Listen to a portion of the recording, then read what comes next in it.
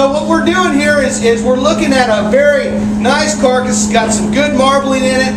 This is a side of beef. The hind quarter, this is the hind leg right here. The back right leg. This would be called the round up here. This is a primal of beef. We have all the cut primals over there on the side. In the hind quarter, with the round, what would be called an end meat, we also have a flank primal.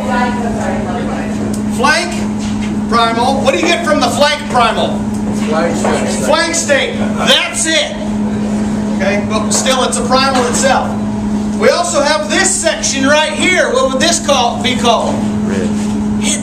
It's over there. Oh, he's standing in front of it. That's the loin. The loin is broken up and quite often used as two separate pieces because it's a big piece and it has what's called subprimals in it. That's why we have this line drop right through the center of it. We have our sirloin. Sirloin, it's the knighted loin. These are the jokes. Keep up, people. And then we have the short loin. It's longer than the sirloin, but just bear with me, okay?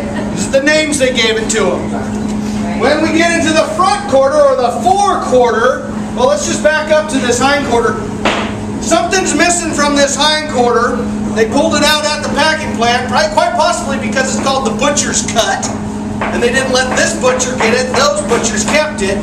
But something y'all had last night for supper. Hanger steak. Hanger steak sits right up in here. It's actually very good. Very good. It's actually a continuation, and that brings us right now into, it kind of transitions into the forequarter.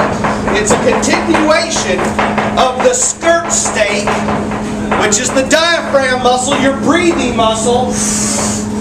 That's that muscle right here. The hanger steak would have sat right here. You get one per carcass because that's where those two diaphragms come together. All right? They took it out. Usually it's hanging off of the hind quarter. Into the forequarter. We have essentially four primals here.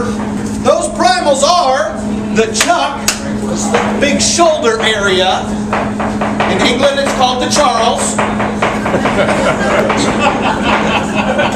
Hey, you guys got that joke. It's better than my Spanish class that I had in here later this week. Anyway, the chuck, the rib, is where your prime rib comes from, and we're going to talk a little more about this.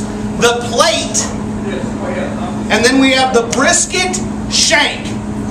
Contemporary meat guys will call that one primal. Classical meat guys will cut that in half and call it two. Okay? That's where we can get 1, 2, 3, 4, 5, 6, 7, 8. 7 or 8 primals, depending on if you split these. Okay?